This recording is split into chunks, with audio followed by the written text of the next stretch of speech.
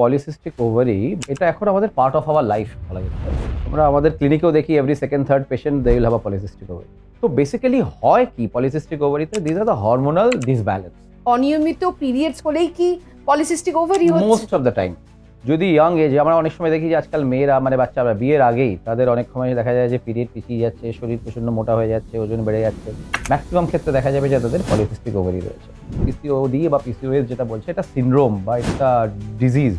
Syndrome মানে it's metabolic syndrome. শরীরের মধ্যে অনেক কিছু কমপ্লিকেশনস চলে আসে। পিসিও পেশেন্টদের হার্ট ডিজিজ হওয়ার চান্সেস বেশি থাকে, পিসিও পেশেন্টের ব্লাড প্রেশার বাড়তে পারে, পিসিও পেশেন্টের অন্যান্য থাইরয়েডের সঙ্গে প্রবলেম থাকতে পারে।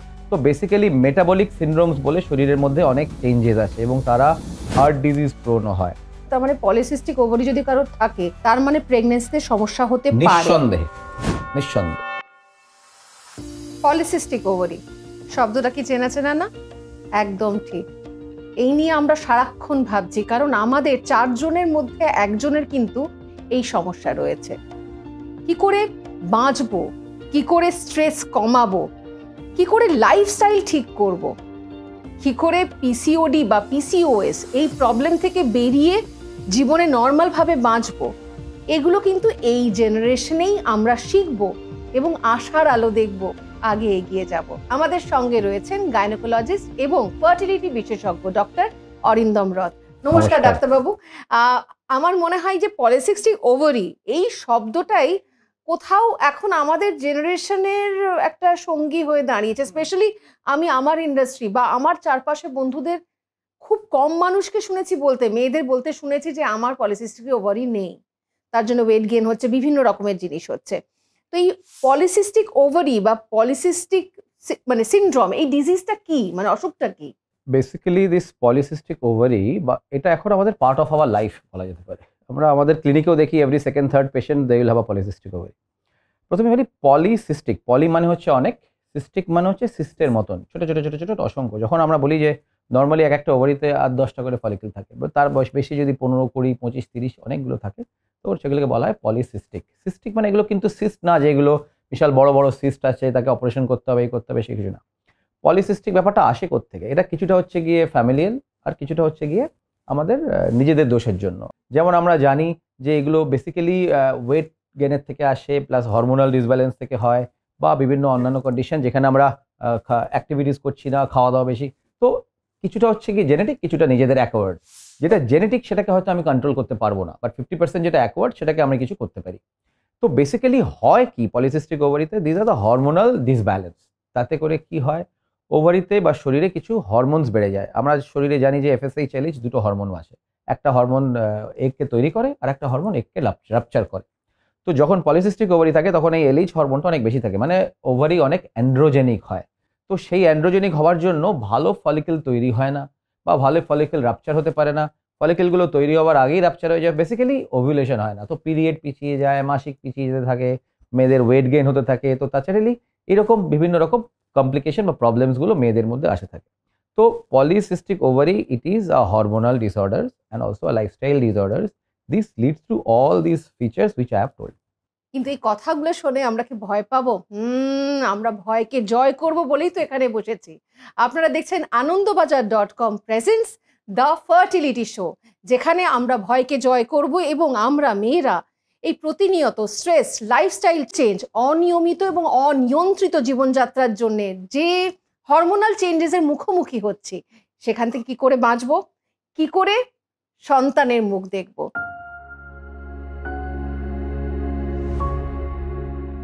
আচ্ছা, এবার প্রশ্ন হলো কি করে বুঝবো যে আমার পলিসিস্টিক ওভারি হয়েছে? মানে অনিয়মিত পিরিয়ডস হলেই কি পলিসিস্টিক ওভারি হচ্ছে? মোস্ট অফ দ্য টাইম যদি ইয়াং এজে, আমরা অনেক সময় দেখি যে আজকাল মেয়েরা মানে বাচ্চারা বিয়ের আগেই তাদের অনেক সময় দেখা যায় যে পিরিয়ড পিছিয়ে যাচ্ছে, শরীর প্রচন্ড মোটা হয়ে যাচ্ছে, ওজন বেড়ে যাচ্ছে।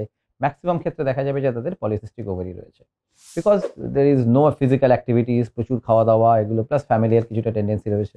তো প্রথমে হচ্ছে কি আমি নিজে কি করতে পারি, ডাক্তারবাবু কি করবে সেটা পরের কথা, আমি নিজে কি করতে পারি। তো আমার নিজে করার পেছনে প্রথম জিনিসটা রয়েছে যে আমার ওয়েট কন্ট্রোল করা। তো আমাকে এক্সারসাইজ করা, আমাকে ডায়েট কন্ট্রোল করা, proper diet and healthy diet and exercise, that can reduce almost 50% of the problem. কিন্তু আমি কিন্তু আমার মা, মাসি, পিসিমা কারোর এই পিসিও আছে বলে আমি শুনিনি। এটা কিন্তু খুব আমি এই জেনারেশনে রিসেন্টলি এটা শুনেছি। আসছে। হ্যাঁ, আগে হয়তো থাকতো, কিন্তু কি হতো আগে তাড়াতাড়ি বিয়ে হতো বলে তাদের বাচ্চা হয়ে যেত, সুতরাং সেটা বোঝা যেত না অনেক সময়। পরে গিয়ে হয়তো পিরিয়ডের প্রবলেমগুলো আসতো। এখন যেহেতু যেটা দেরি হচ্ছে, তো সেটা কিছুটা বোঝা যায়। তো যেটা প্রথমেই বলছি যে আমরা ডায়েট কন্ট্রোল, ফুড হ্যাবিট এগুলো সমস্ত করলাম, প্লাস এক্সারসাইজ করলাম।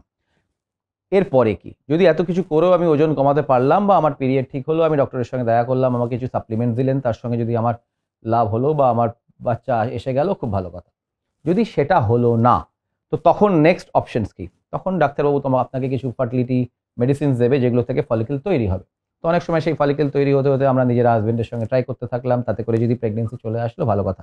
এগুলো তখনই বলছি আমরা ওয়েট লসের চেষ্টা করেছি, কিছুটা উপকৃত হয়েছি, তারপরে হয়নি, তারপরেও প্রেগনেন্সি আসছে না, তখন আমি কিভাবে এগোবো? এখন এসব করেও আমার ধরুন প্রেগনেন্সি এলো না, তারপরে কি? এখন অনেকেই কিছুটা সার্জারির ক্ষেত্রে যায়। কেন সার্জারির ক্ষেত্রে যায়? যে যখন দেখছে যে এত কিছু করেও আমরা ফলিকল তৈরি করতে পারছি না বা প্রেগনেন্সি আসছে না, তখন সার্জারি মানে ল্যাপ্রোস্কোপিক ওভারিয়ান ড্রিলিং। তাতে করে কি হয়, ওভারিতে ছোট ছোট ছোট ছোট পাঞ্চার করে এই যে এক্সেস সিস্টগুলো আছে বা ওভারির অ্যান্ড্রোজেনিক, এগুলোকে নষ্ট করে দেয় বা অ্যান্ড্রোজেনটাকে কমিয়ে দেয়। তো সেটাও কিছুটা স্টাডিজ কিছু বলছে যে কিছু ক্ষেত্রে করা যায়, কিছু ক্ষেত্রে করা যায় না। তো সেগুলো করার পরে তখন দেখতে হয় যে প্রেগনেন্সি আসছে কিনা।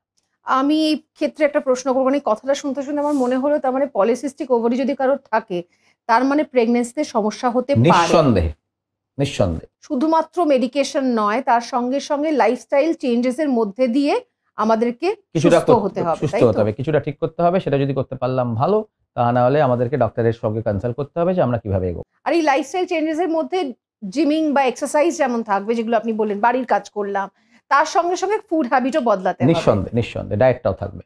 আমাদেরকে মনে রাখতে হবে যে পলিসিস্টিক ওভারিতে যে ফলিকলগুলো হয়, সেগুলো কিন্তু সবসময় ম্যাচিওর ফলিকল হয় না বা তারা ম্যাচিওর এগস হয় না। তো আচ্ছা, সুতরাং তার সময় প্রেগনেন্সি আসলেও সেগুলো অনেক সময় অ্যাবর্শন হয়ে যায় বিকজ অফ দ্য হরমোনাল ডিসব্যালেন্সের জন্য, বা they are not a very good eggs.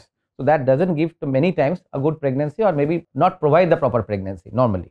তো সেক্ষেত্রে তখন অন্যান্য পদ্ধতিতে ভাবতে হয় যে আমরা নর্মালি কতদিন চেষ্টা করছি, হচ্ছে না, তখন মানে তাদের অন্য পদ্ধতি কি? মানে আইইউআই ভাবতে হয়, আইভিএফ ভাবতে হয়, আইভিএফ? সেগুলোর ক্ষেত্রে। আচ্ছা, পিসিওতে যাদের কোনোদিন ফলিকল তৈরি হয় না বা যাদের নিজেদের কখনো পিরিয়ড হয় না, যাদের এত কিছু করেও আমরা ফলিকল তৈরি করতে পারিনি, তাদের ক্ষেত্রে ইন্ডিকেশন হচ্ছে তাদেরকে আইভিএফ এ চলে যেতে হবে। আচ্ছা।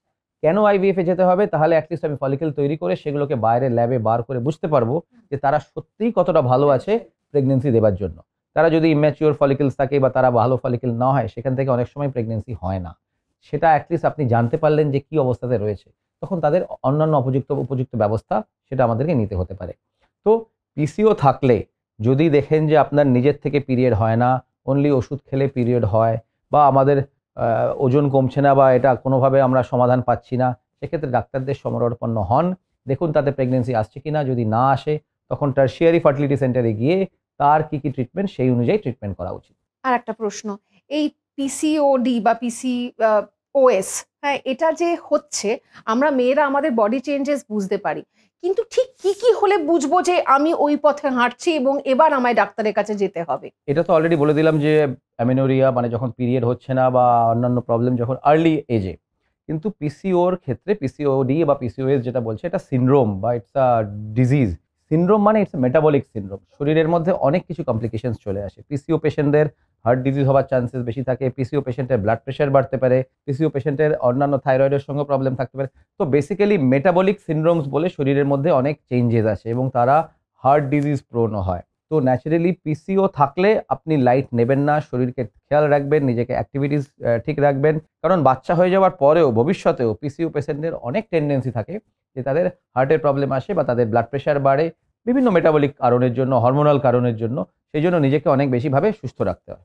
এই প্রসঙ্গে আমি জিজ্ঞেস করব যে ডায়াবেটিস হওয়ার চান্সেস থাকে নিঃসন্দেহে ডায়াবেটিস হওয়ারও তার সম্ভাবনা থাকে। তার মানে পিসিও যদি হয় তাহলে আমাদের হরমোনটা প্রায় উথাল পাথাল উথাল পাতাল অবস্থায় হয়, এবং শরীরের মধ্যে অনেক সেটা মেটাবলিক immediately প্রবলেমস চলে আসে। টেক কেয়ার করাটা টেক কেয়ার করা দরকার। দরকার। মানে আমি বলবো এইটুকুনি, আমি আপনাকে ধন্যবাদ জানাবো। আমরা সাধারণ মানুষ হিসেবে সাধারণ ভাবে জীবন কাটানোর সঙ্গে সঙ্গে এই প্রশ্নগুলো না মনের মধ্যে থেকে যায়, এবং সব সময় যে নেটে সার্চ করলেই সঠিক উত্তর পাওয়া যায় এমনটা কিন্তু নয়। আমরা মেয়েরা স্পেশালি, আগের জেনারেশন তো আরো ডিলে করতো, আমরা ডাক্তারদের কাছে যাওয়ার জন্য কিন্তু যথেষ্ট ডিলে করি। আমরা ভাবি এই কাল যাবো, আচ্ছা ঠিক আছে আর 5 দিন যাক, 5 দিন বাদে যাব। কিন্তু পিসিও হলে দেরি করা উচিত নয় একদমই একেবারে। নয়। আমার দর্শকদের কাছে একটাই বক্তব্য থাকবে, যখন আপনি ছোটবেলা থেকে দেখছেন যে আপনাদের মেয়ের বা বাড়ির যারা মেয়ে রয়েছে তাদের পিরিয়ড পিছিয়ে যাচ্ছে এবং অন্যান্য প্রবলেম দেখছে, ওজন বেড়ে যাচ্ছে, প্রথম থেকেই ব্যবস্থা নিন। যত আর্লি এর সঙ্গে আপনি লড়বেন তত আপনি সুফল পাবেন, কারণ পরে গেলে আরও এই ডিজিজটা অ্যাডভান্স হতে থাকে এবং এটা আরও অনেক প্রবলেম আসতে পারে। সেক্ষেত্রে আমরা বলি যখন শরীর অ্যাক্টিভিটিস ঠিক থাকলো, নিজের ওজন কমানো গেল, পিরিয়ড রেগুলার হলো, ফেয়ার এনাফ। যদি না হচ্ছে সেটাকে যতটা সম্ভব ঠিক করা। তারপরে অনেক সময় বলি যে তাড়াতাড়ি যদি বিয়ে হয়, বিয়ের পরে তাড়াতাড়ি প্রেগনেন্সি নেবার জন্য, ওখানে ডিলে না করার। তো সুতরাং আপনি যদি আগে থেকে জানেন তো এর জন্য সেভাবে লড়তে পারবেন। তো overall you should have a healthy lifestyle and healthy, so that আপনি ভালোভাবে থাকতে পারেন। তো নিজেকে সুস্থ রাখুন এবং এইভাবে খেয়াল রাখবেন। সমস্ত পিসিওএস পেশেন্টদের মানে মেয়েদের কি অসুবিধে হয় বেবি কনসিভ করতে? Not at all. আমি জানি যে আমরা সবাই জানি যেটা যে 20% to 25% of women suffers from PCOS. এখন কথা হচ্ছে তাদের মধ্যে প্রায় অ্যানাদার 25-30% এর হয়তো বেবি আসতে অসুবিধা হতে পারে। অনেকেই যখন ট্রাই করে, সবাই তো যখন পিরিয়ড সবার যে একদম পিছিয়ে যাচ্ছে বা সেরকম না, হয়তো 2-4 দিন 7 দিন মাইল্ড পিসিও থাকে। তো তাদের ক্ষেত্রে কিন্তু বেবি অনেক ইজিলি চলে আসে। তারা প্রথম 2 বছরের মধ্যে অনেকেই প্রেগনেন্ট হয়। প্রবলেম আসে যখন যারা সিভিয়ার পিসিও, যাদের পিরিয়ড একদমই হয় না বা যাদের ওষুধ দেওয়ার পরেও যখন তারা আর কনসিভ করতে পারছে না, তাদের ক্ষেত্রে বেবি আসতে অসুবিধা এবং তাদের।